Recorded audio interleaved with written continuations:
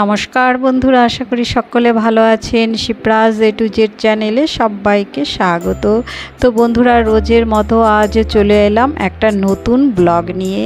তো এই যে গতকাল সন্ধ্যাবেলায় মার্কেট গেছিলাম, তখন এই দুধের প্যাকেট আর কিছু সবজি নিয়ে এসেছিলাম। সন্ধ্যাবেলায় নিয়ে এসেছিলাম এই জন্যেই যে সকালে ছানা বানাবো, তো সেই জন্যে ছানাটা আমি দেখুন বসিয়ে দিয়েছি। আর সকালে উঠে যথারীতি একটু এক্সারসাইজও করে নিয়েছি। তারপর চা খাওয়া হয়েছে, কিছুটা সংসারের কাজও গুছিয়ে নিয়েছি। এবারে এই যে আটা মেখে নেব, ওই জন্য আটাটা বের করে নিচ্ছি।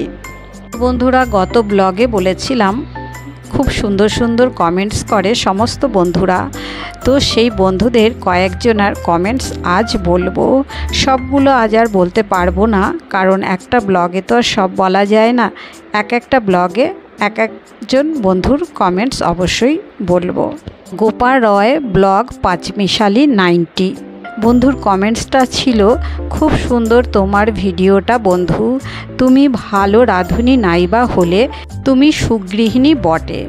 কি সুন্দর পরিপাটি করে তুমি সংসার পরিচালনা করো।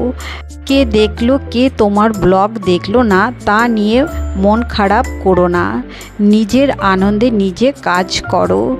আমি ঠিক চিনতে পারলাম না নিতু বোনটি কে। ঈশ্বর ওনার মনে শক্তি দিন। বন্ধু ভালো থেকো, সব সময় চার্জড আপ থাকবে, একদম দুঃখী থাকবে না। নিতু বোনটি হচ্ছে নিতুর কাহিনী একটা চ্যানেল আছে, অবশ্যই যারা বন্ধুরা নিতুর কাহিনী চ্যানেলটিকে সাবস্ক্রাইব করেননি, চ্যানেলটি সাবস্ক্রাইব করে ওনার চ্যানেলে গিয়ে দেখবেন, তাহলে সব কিছু বুঝতে পারবেন। তো বন্ধু, তোমাকে অনেক অনেক ধন্যবাদ। এভাবেই তুমি সুন্দর সুন্দর কমেন্ট করবে, আর আমিও তোমার পাশে অবশ্যই থাকব। তো বন্ধুরা, আপনাদের সঙ্গে কথা বলতে বলতে অনেকটা কাজ আমার হয়ে গেল। এবারে ছানা আর রুটি নিয়ে নিয়েছি। তো এটা আমাদের এখন সকালের ব্রেকফাস্ট। এবারে ঠাকুরের কিছু বাসন রয়েছে, সেই বাসনগুলোকেও ধুয়ে মেজে নিচ্ছি। তো আজ আর মার্কেট যাব না, ওই যে বললাম গতকাল সন্ধ্যার সময় গেছিলাম। তো দেখুন বেশ সুন্দর করে বাসনগুলো মাজা হয়ে গেল। তো ঠাকুরের বাসন মেজে কিচেনটা একটু ভালো করে পরিষ্কার করে নিয়ে যে বাসনগুলো মেজেছিলাম সেগুলো মুছে টুছে রেখেছি। এবারে এই যে অনেক দিন হয়ে গেল বেশ কিছু কচু নিয়ে আসা হয়েছিল, সেই কচুগুলো একটা প্রেসার কুকারের মধ্যে দিয়ে সিদ্ধ করতে বসাচ্ছি। এই কচুগুলো বেশ কিছু দিন হয়ে গেছে। তো এই আমার সকাল থেকে রান্নাঘরের কিছু কাজ হয়ে গেল। এবারে চলে এলাম এই যে ড্রয়িং রুমে। আজ ড্রয়িং রুমটাকে খুব ভালো করে ক্লিন করব। এর আগে বেডরুমটা দেখিয়েছিলাম, তার আগে দেখিয়েছিলাম ঠাকুরঘরটা। আর এই যে দেখাচ্ছি, দেখুন বেশ নোংরা অগোছালো হয়ে পড়ে আছে। আর এখানে একটা ওয়ার্ড্রপ রয়েছে, এটাও একদিন আমি গোছানো দেখিয়েছিলাম। তো আজ এটা গোছাচ্ছি না, তবে এর বাইরেটা খুব ভালো করে ক্লিন করব। এই যে ওপরটাতে বেশ নোংরা পড়ে আছে, তো সেটাই পরিষ্কার করব। এবারে ফ্যানটা দেখুন, প্রথমেই দেখিয়েছিলাম ফ্যানটা বেশ নোংরা হয়েছে। তো এইভাবে ফ্যানটা পরিষ্কার করে নিচ্ছি। আর ঝুল ঝাড়ু দিয়ে খুব ভালো করে প্রথমে ঝুল ঝেড়ে নিচ্ছি। তারপর হচ্ছে খুব ভালো করে ওই যে এই যে ডাস্টারটা দিয়ে ওয়ালগুলো সব ধুলোগুলো ঝেড়ে নেব। তারপর সোফাটা পরিষ্কার করব। এইভাবে সমস্ত কাজগুলো এক এক করে নেব। আর ফ্যানটা আমি মুছবো না, কারণ হচ্ছে ফ্যানটা মুছতে পারবো না, অনেকটা উপরে রয়েছে। তবে সিঁড়ি আছে, যে মই আছে, মইটা হচ্ছে পাশের বাড়ির এক দাদা আছেন, ওনার ঘরে কিচেনে কাজ হচ্ছে, তো ওইটা নিয়েছে আর কি মইটা। তো যখন মইটা আবার দেবে তখনই হচ্ছে এখানের ফ্যানটাকে একটা ভিজা কাপড় দিয়ে মুছে নেব। এই যে দরজার একটু ধুলো টুলো ঝেড়ে নিচ্ছি। আর এই দিকে এই যে টেবিলটার ওপরও বেশ ঝুল পড়েছে, নোংরা পড়েছে, এগুলোকেও পরিষ্কার করে নিচ্ছি। আর এই সোফার কভারটাও তুলে দিচ্ছি, এগুলোকে সব কাচতে হবে। দেবলীনা চক্রবর্তী বলেছে, খুব ভালো লাগলো ভিডিওটি, নতুন বন্ধু হয়ে গেলাম, পাশে আছি, থাকবো, আমার পাশে থাকার অনুরোধ জানালাম। অবশ্যই বন্ধু, তুমি যখন আমার পাশে এসেছো, আমি তোমার পাশে না গিয়ে কখনোই থাকতে পারবো না, সব সময় তোমার পাশে থাকবো।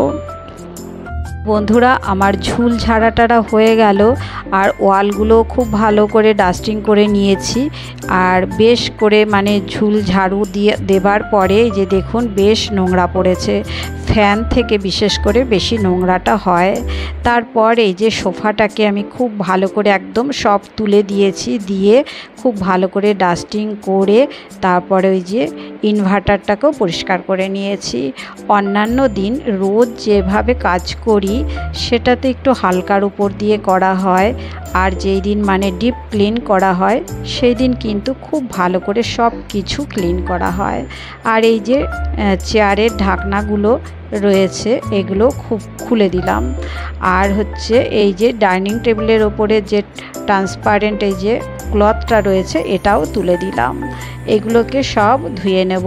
এগুলো কিন্তু হাতেই ধুতে হবে, ওয়াশিং মেশিনে দিলে আবার খারাপ হয়ে যাবে। এবারে এই যে টিভিটা খুব ভালো করে পরিষ্কার করে নিচ্ছি, বেশ ধুলো ধুলো হয়, তো সব কিছু সরিয়ে টরিয়ে পরিষ্কার করে নিচ্ছি।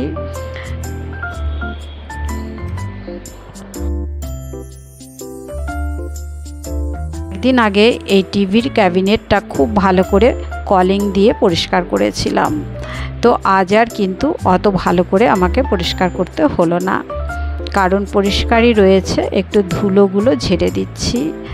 আর এখানে একটা দেখতে পাচ্ছেন ট্রায়াঙ্গেল মতো একটা রয়েছে, এটা হচ্ছে একটা লাইট। এটা লাইটটা হচ্ছে এই যে এই দুটো এইভাবে দিলে ম্যাগনেট এরা, তো লাইটটা জ্বলে ওঠে। তো সুইচটা অন ছিল না বলে জ্বললো না।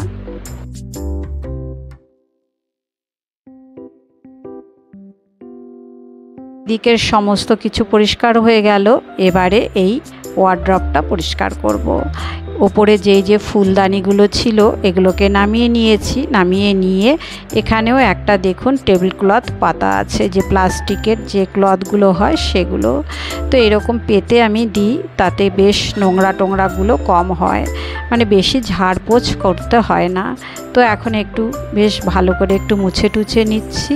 আর এই যে একটু ধুলো ঝুল যা কিছু আছে সব কিছু খুব সুন্দর করে পরিষ্কার করে নিচ্ছি।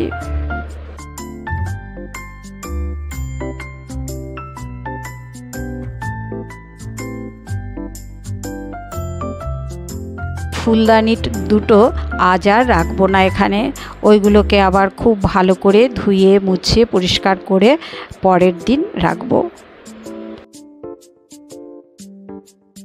এবারে ঘরটাকে ঝাড় দিয়ে নিয়েছি, তারপরে এই যে বেসিনটাও খুব সুন্দর করে পরিষ্কার করব, কারণ বেসিনের মধ্যে অনেকটাই ঝুল টুল পড়েছে। এরপরে সমস্ত কিছু মোছা টোছা হয়ে গেলে তারপর ঘরটাকে মুছে নেব।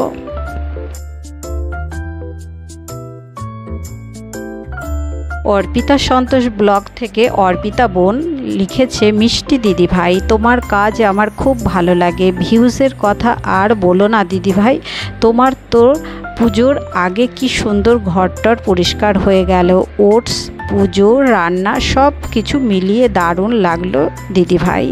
তো এই যে অর্পিতা সন্তোষ বোনটাও বেশ ভালো, খুব সুন্দর সুন্দর কমেন্টস করে, তবে বেশি বড় কমেন্টস করার আর দরকার নেই, ছোট করে করলেই হবে। আমাদের প্রত্যেকের প্রতি প্রত্যেকের একটা বিশ্বাস এসে গেছে, ছোট কমেন্টসে আমরা বুঝতে পারি কোন বোনটি কোন বন্ধু মানে ফুল ওয়াচ করলো।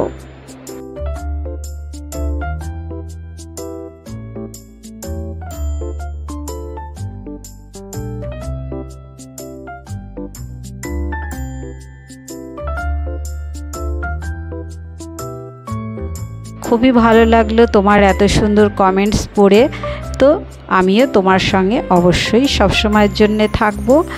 আর অনেক বন্ধুদের অনেক বোনদের কমেন্টস আমি পড়তে পারলাম না, অবশ্যই পড়বো। একটা ভিডিওতে তো আর সব বোনদের কমেন্টস পড়া যায় না, তো অবশ্যই পড়বো, কেউ একদম মন খারাপ করবেন না বন্ধুরা।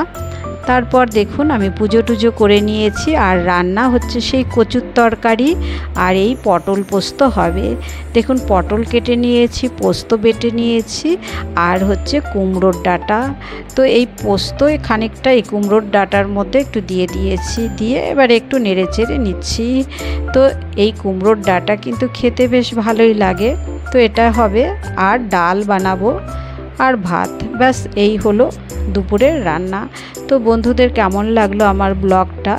আমি সকাল থেকে দুপুর পর্যন্ত যেভাবে কাজ করি সেটাই আপনাদের মধ্যে শেয়ার করি। ধন্যবাদ।